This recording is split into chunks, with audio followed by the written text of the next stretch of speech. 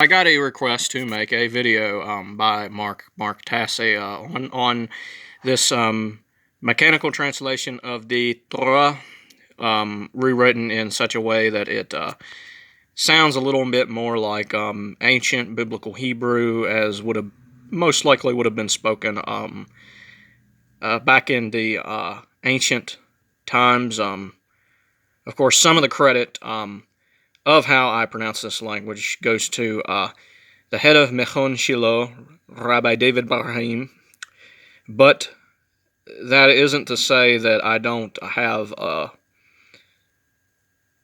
very different views in terms of the spiritual context of the text, because, obviously, I wasn't born and raised as an Orthodox rabbi, or I wasn't taught to be a Orthodox Jew. But anyway, it goes like this. Bereshith bara Elohim es hashamayim hashamayim wa'eth ras. And basically what that means is, in the land, Elohim actually filled the skies and the land. The word bara is translated in two ways, actually, in the Hebrew language, in the Hebrew Bible. It's spelled as fill, but it's also spelled as to create.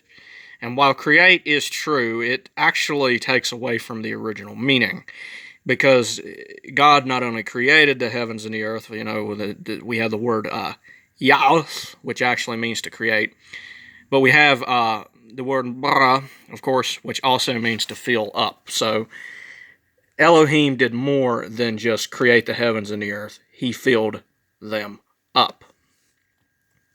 And we go furthermore, وَهَأَرَثْ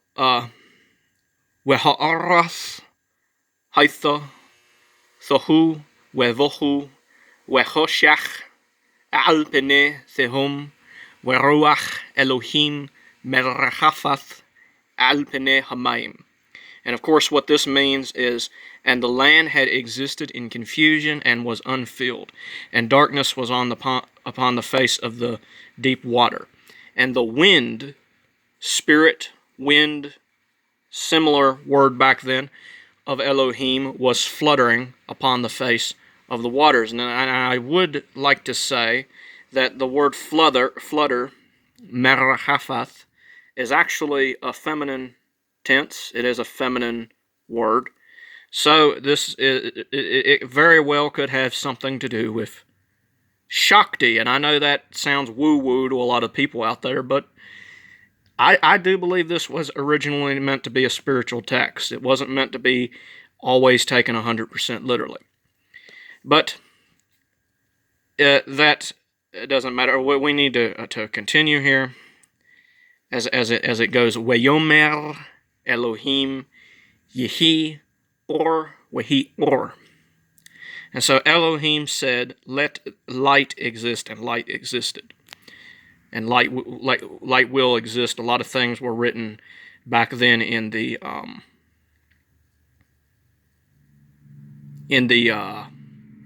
future tense, as strange as that may seem.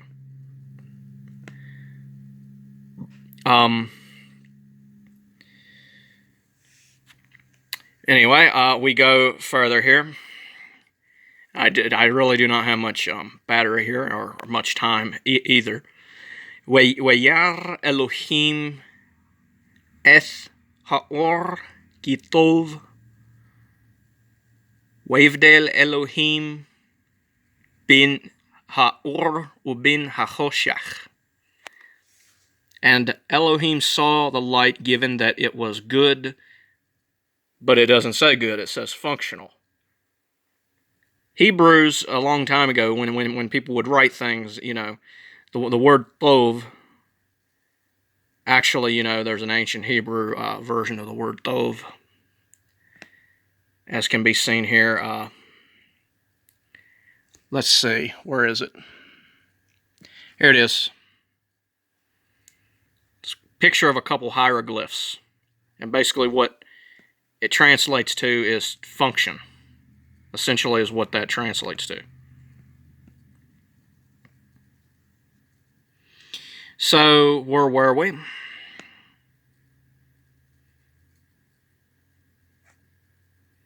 We have things popping up.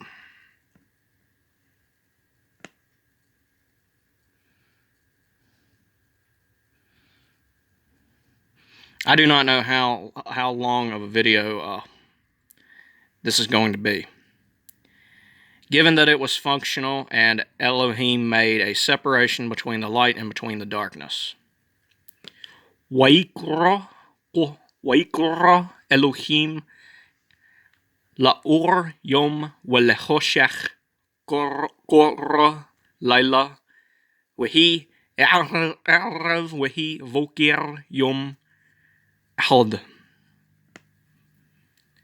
And Elohim called out to the light day, and to the darkness he called out night. And evening existed and morning existed, a day unit. Veyomer Elohim yehi rokia bethuch hamayim wehi mivdel bin mayim lo mayim, that is to say, and Elohim said there will be a sheet, or some sort of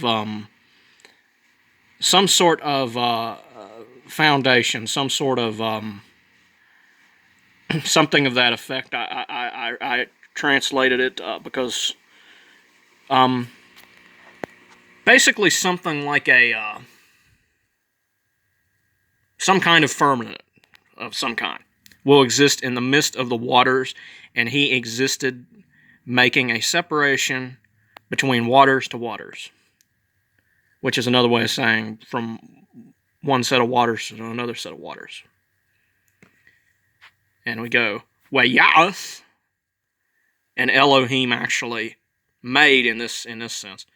Elohim eth ha rakia